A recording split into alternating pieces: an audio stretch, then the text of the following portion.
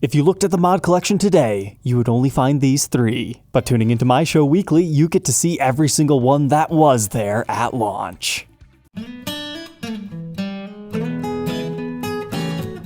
Welcome back, Troglodytes, to your daily dose of guitar information, the Trogly's Guitar Show. It's time for our weekly mod collection demo shop update. Let's go ahead and dive into it. Starting things off, a copper metallic ES335 for $3,500. At first glance, this looks more like an October themed 335, but there were a lot of cool things about this one. A, they blacked out our hardware. We've got the tiny black chrome metal knurled knobs. Looks like the pickup rings have black chrome toppers on them, and you have an uncovered neck pickup and a covered bridge. Now, if you really zoom in here, that really reminds me of like a Zoot Suit SG pickup or one from the Les Paul Menace. So that's probably where that pickup came from, because you can see the copper windings underneath that. Moving on to the face of the headstock, instead of being an orange headstock, they went for a deep, vibrant red. So we've got some widowed elements there that's also blacked out. But if you thought the top was cool, wait till you see the back. They have an interesting fade finish going on back here. It reminds me of something that's been torched by a flame, like it's just completely burnt black here. But what saves this whole thing is there's actually a transition right here into a red color before you get to that golden orange. That was a pretty cool 335.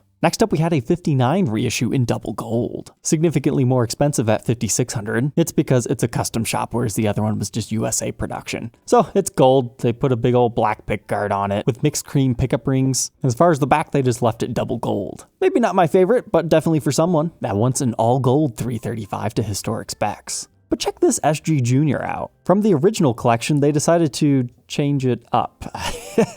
So the finish is called Transparent Silver. I'm betting we just can't see it too well in this photo, but you should be able to see the wood grain underneath this. Like I almost see like some of the original red finish poking through. Maybe they just oversprayed that. But then they have this weird goofy pickguard on here. I don't know how I feel about that. It's certainly unique, but everything else about it, just a regular SG Junior. 1 P90 pickup, wrap tail. Headstock's all the same, but it was indeed a complete refin for not much of a premium price.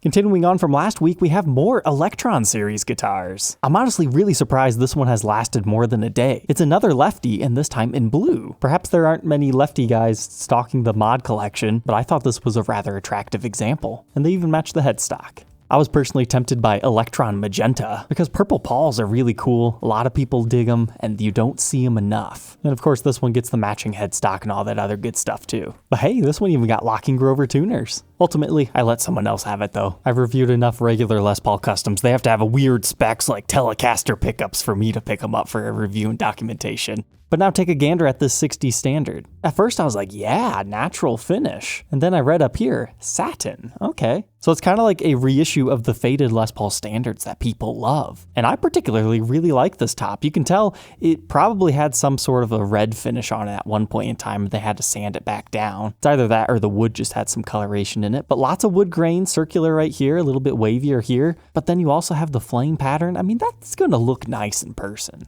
Flipping it over to the back confirms everything that I thought before. You still have the red finish. I don't know, that might look a little bit weird in person, but I know somebody will dig that. They kept up the tradition with triple P90s this week with an original collection Les Paul special, but no pickguard, and they added the third P90. It gives it an interesting vibe, especially with the whole blacked out hardware and plastics on this one. It kind of gives you Bumblebee vibes. I kind of feel like this needs a black racing stripe right here, or maybe 2 or 3 of them just to make it look completely bumblebeed, as the back on this one was just left alone. But they also did it for an SG Special for $1,600. This time we have chrome covers on our now triple P90 SG Special, and we've got a Bigsby B5 unit on here. I love the golden accent pickguard right here with the golden knobs contrasting against the black finish, and all the chrome hardware is just going to look fantastic on that. And then you got kind of gold-ish looking cream binding on the neck to play off that. And then you get your golden headstock logo, one of the few times I like a silk screen. But the back was left alone. Sticking with an SG theme, I thought you guys might want to see this just because what did they do? So the gold hardware has been like heavily distressed, but instead of the normal vibrola plate that looks like this, they've got this. It doesn't read Gibson and have a lyre on it anymore, it just says SG. I like it. But hey, we've got the return of penguins. This was tempting.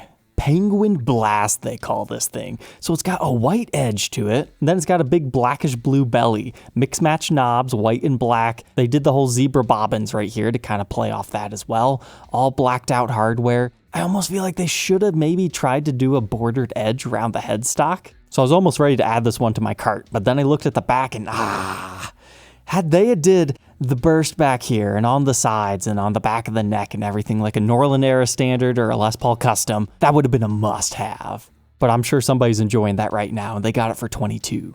Next up, just like that last satin one we talked about, this time they just gave it a darker finish essentially. So it just kind of depends what hues you like best. I'd personally go for that natural one just because I like the wood grain of the top better.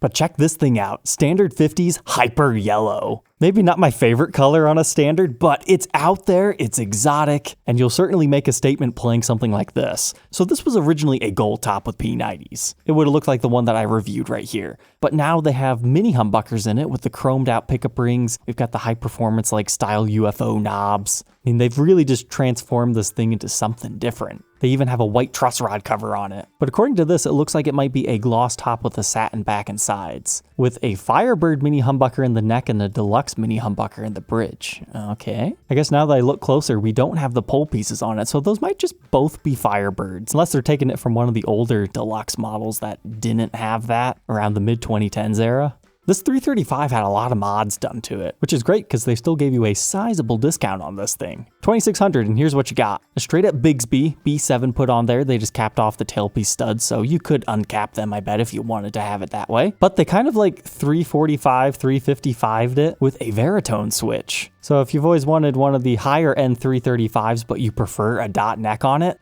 that's exactly who this thing was for. Because other than that and converting it to gold hardware, they didn't change too much. Keeping along with that yellow theme, we had an SG standard in ebony finish with yellow pickguard. Yeah, I don't know too much about that one, but that's easy enough to change if somebody didn't want to do it. I think red probably would have looked a little bit better. And then lastly, I swear this one's recycled, because I've noticed mod collection guitars that don't sell within 1 week get pulled from the site and then thrown into the Gibson garage. And then if they don't sell there, maybe they actually throw them back in here, or they just thought this was a good enough design to do again. But this is a triple Mudbucker EBO, which is more power than anybody needs. But they had to add additional controls. That's why this looks a little bit strange down there. So maybe nothing incredibly exciting this week, but there were a few very nice offerings. Let's see what the demo shop has in store for us. Starting off in the European demo shop, at the time of recording, which is Thursday at 4 p.m., they had not updated yet, which is not like how they normally do it. They generally update around the same time as the US shop. So we'll check in with them again next week. But as far as the US shop, custom shops galore this time. And they still have a whole bunch of these ebony things if you're interested in one of them. Seriously, just message them and say, give me a deal. And even though the demo shop doesn't normally haggle, I have been told that they are sending offers out on these things. So if you're in the market for a black custom that's newer and has a few blemishes, there's your sign to get one. But starting things off over here, we had a modern double cut in ebony. You don't see too many of these out there, but the demo shop has been pumping a few of these things out. These are starting to get to the age where people vaguely remember them and now want to experience them for themselves, so prices have been going up on these modern double cuts. They're kind of interesting because they get the Apex head carve back here. This one's from 2017. They're an interesting shape. You can check out my reviews and demos. I've done the semi-hollow and the solid body version. But a big talking point this time is pre-order? What's this all about, Gibson? It looks like they're saying these aren't going to ship until April 5th. My best guess is here, after talking to some people at Gibson, is they're doing inventory right now. So they probably don't want to be shipping guitars out, counting things twice when they shouldn't have it. If you've ever worked in retail, you know what inventory is and how big of a pain in the butt it is. It's either that or they had to shut down their shipping shop. I don't know. But it looks like you will have to wait a week to get these things. So you're going to see that on all these that we're talking about today. So this is a steal on a Korina Explorer if you were buying a brand new one. These are $10,000 brand new. I'm sure dealers are getting upset that Gibson keeps putting these things in the demo shop. You know, $3,000 off for very, very small flaws in the finish, maybe a few nicks and dings. But a great deal if you wanted one of these. Otherwise, they're just really expensive. I mean, here's also one of those Korina Flying Vs that was offered this week. I think this is like the 3rd or 4th set we've seen. I guess your biggest trade-off here is that it's stamped demo instead of being a factory first. Only time will tell if that actually devalues these things, but this one has like a chip in the lacquer or like a really big impression, something going on there, and then some staining in the limbo wood. But here's a 60th anniversary RO. So $4,700, I mean, it's an all right price. It's the tomato soup bursty color. But a lot of these I wanted to showcase with you guys today is the reason that they fell into the shop. No, it's not this little scratch right here. It's, ooh, somebody chipped the side of the headstock. Now, whether that's a customer return or it happened at the Gibson garage or it happened at the factory itself, either way, it's a ding, so they're gonna sell it as is. Now let's play What's Wrong with This 57 Reissue? Well, it's a gold finish. It's got the ABR1 bridge. It's exactly how a 57 should be. Kind of a darker back color. Everything looks okay on the headstocks. No breaks, cracks, or repairs. And then, ooh, there it is. Somebody installing the strap button chipped the finish. Now that's not so bad to deal with because let's face it, you never see that area on the guitar anyways. So I think you're saving like $1,300. So, I mean, that's gonna be worth it for someone. You can easily touch that up too.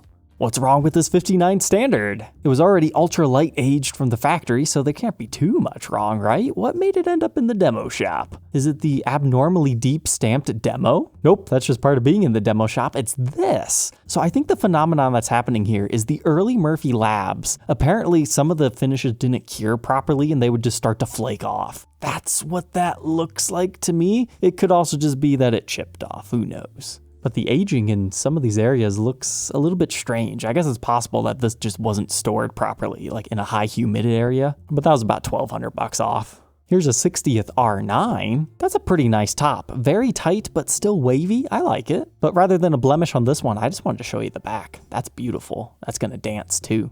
Okay, I lied. There's a Texas-shaped ding on this one too.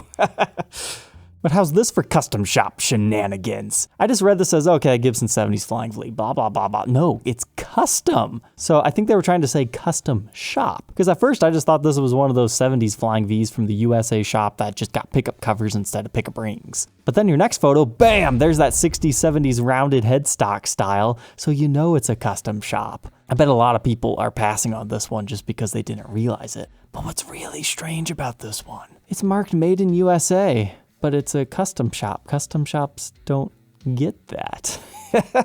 My best guess is this was an international release, and for whatever reason, that country made them stamp that in the guitar. But that serial number appears to put it in 2021, but these things can mean a whole lot of things. But it does appear we have a volute on here, so it's really going after a 70s style reissue here, which is really cool to see. They also had a 67 reissue in here at $3,600. So the biggest difference here is ABR1 bridge. Your headstock's a little bit larger. The 70s ones get cut off a little bit here, but they're still very rounded. They're not super pointy like a lot of the modern day ones are. But this appears to be like a sparkling burgundy type finish. It'll be a very nice vibrant red. Love those double ring Clusen tuners. And there's that shelf that they're known for with the big old heel on them. As far as Gibson USA, there's this 335 in cherry satin. Normally I wouldn't share this with you guys, but there is a hidden demon on this one. Look at your headstock. They widowed it for you, which is great in the demo shop. They're still giving you a great discount on this thing, and they gave you something to brag about. But no, there's no stinger back there. But check out the serial number 2011101. I love seeing repeating digits on serial numbers. It's just kind of cool. It's kind of like money collectors. They like weird things like that. When everything else is the same, you look for something that's unique on a guitar, right? And then this is a USA 50s Honeyburst Les Paul standard. I just wanted to show it to you because it seems kind of like the European demo shop that gets a whole bunch of trashed guitars that have been heavily worn. This week had a lot of finish checking and like noticeable blemishes. Now this one, that looks like it probably just happened in transit, cold weather, and whatnot, got sent back. It's nothing to really worry about, but it will get you a discount. But now let's check out the sold listings here. All right, so there's a reason that this guy's in the thumbnail. Last week we saw something very similar to this. I said, yeah, you don't see the double cut juniors too often, but this time we got it again. And it's just nice red cherry, nice custom shop thing, but then you get to that stock. Oh, it's so doofy. You feel bad for it. You almost have to buy it just to be like, hey, it's okay, poor Les Paul Jr. I'll take care of you. Somebody just misaligned that terribly. Poor guitar. I mean, just shift that a little bit this way and then bam, you've got a first quality instrument. But now you have a weird, doofy, quirky thing that you can fall in love with. I mean, it's got the alligator hard case. What more do you want? Like if I was just buying a guitar to be my main gigging thing, this would definitely be it. You could just call it Lazy Eye or something. This was an absolute stellar deal on one of the exclusives collection 70s Flying Vs done up in the Ebony, which is an exclusive for Gibson.com. I think it's like $700 off. I think these are $2,200 now. I mean, you can't beat that price. But what was going on with this 60 standard? So it's a USA production level one, but they gave it a VOS finish, which is custom shop, meaning they put like this hazing gunk stuff on it. But you can see the finish on the back, it looks like some alcohol dripped on it and like burnt through the finish. And then they've got an area right here where like a strap has rubbed through it. But then you look at the top, there's some right here and right there and here. There's gotta be a story to this one. It was either intentionally relicked when they did the whole VOS thing just to make it fun, or this got returned after some heavy use. The back's pretty cool on that one. This 58 Lemon Burst sold quickly. Again, it's another custom shop. I just like the top. I would have bought that too if I was just buying something for myself. And the back is really dark. It looks like it might have some mild figuring within it. I didn't see any giant blemishes on this one, just your usual small stuff. So just a great plain top. And they also had one of these, which I haven't talked about in an episode yet, so we're not going to talk about it today. All right, Troglodytes, I hope you enjoyed the recap this week. Don't forget to like, comment, and subscribe, and we will catch you tomorrow on the next one. Take care.